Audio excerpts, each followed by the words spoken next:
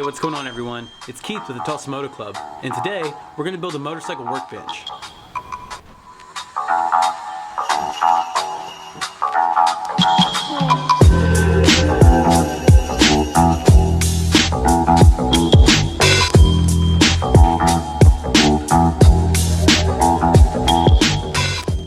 Now before I get into the build, I had a lot of challenges along the way with this project.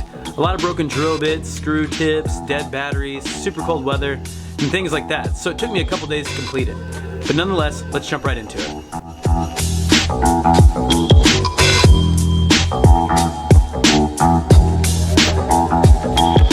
The first thing I did was take a piece of plywood that I was going to use as the main surface of the bench, rolled a motorcycle onto it, and measured the ultimate length that it needed to be.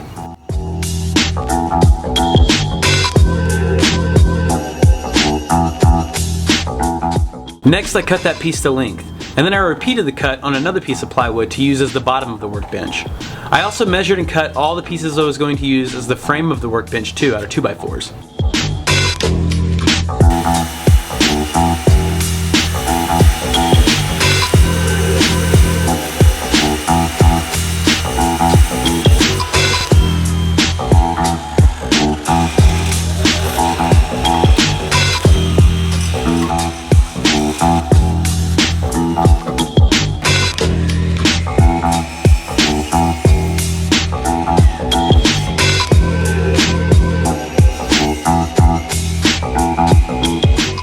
Next, I just had to pre-drill and screw together the frame.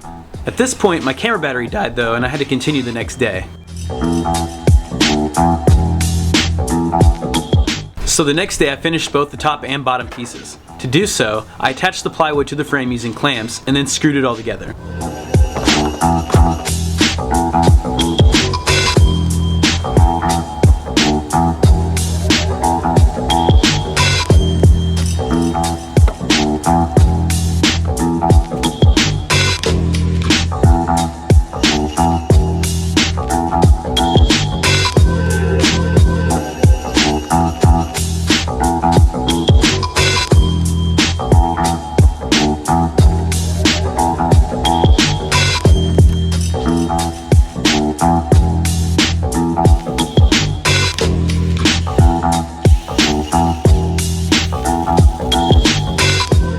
So at this point I ran out of light to keep filming, but after I finished the first frame with the top on it, I made another one just like it.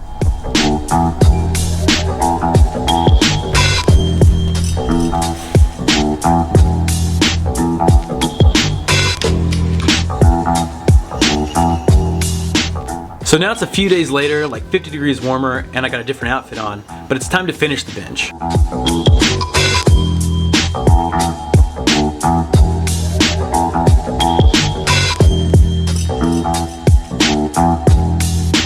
I started by cutting a 4x4 into 4 pieces, and those were going to serve as the main legs of the bench.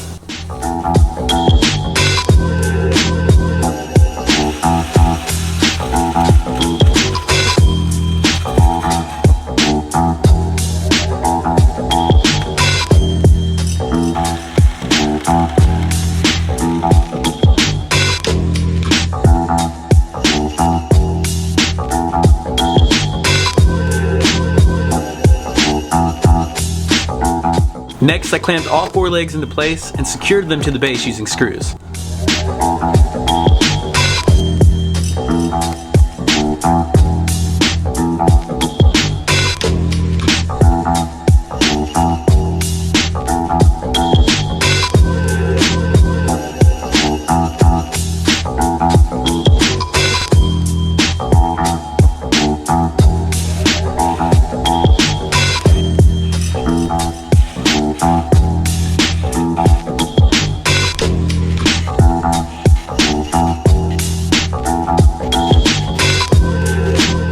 Then I set the top piece on top of the legs and repeated the same process, clamped them into place and screwed them in.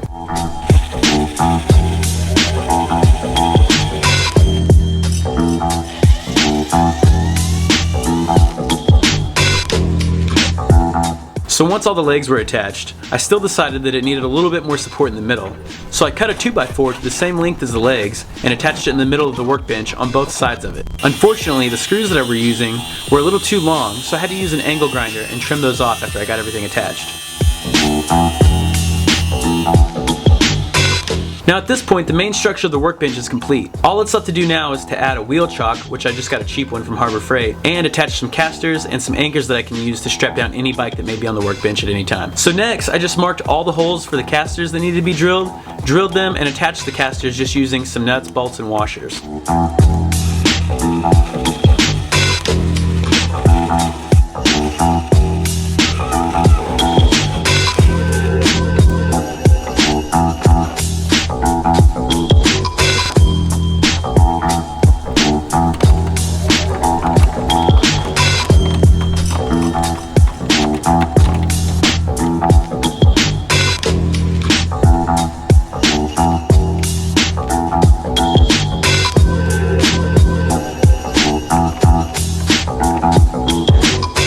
Then I worked my way up to mount the wheel chock. This was super simple to install and it came with its own hardware in the box.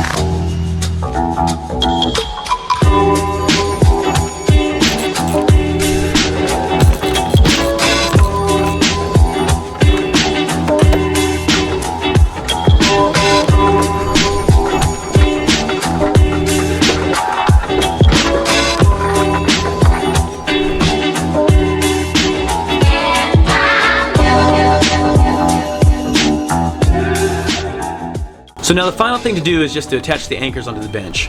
I rolled the bike onto the bench so I could measure where the anchors should go, screwed them in place, and now the bench is complete.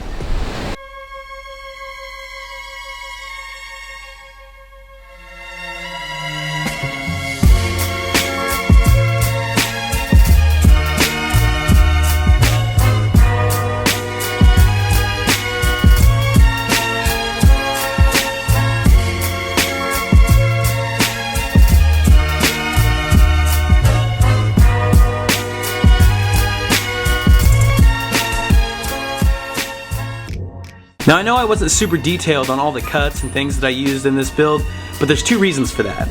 One is that it can be modified any way for any bike or any shop space, whatever you want to do, so you can really customize it however you'd like. And two, I'm going to put all the details from my build in a blog post on the Tulsa Moto Club website. I'll link that down below in the description. As always, thank you so much for watching the video today.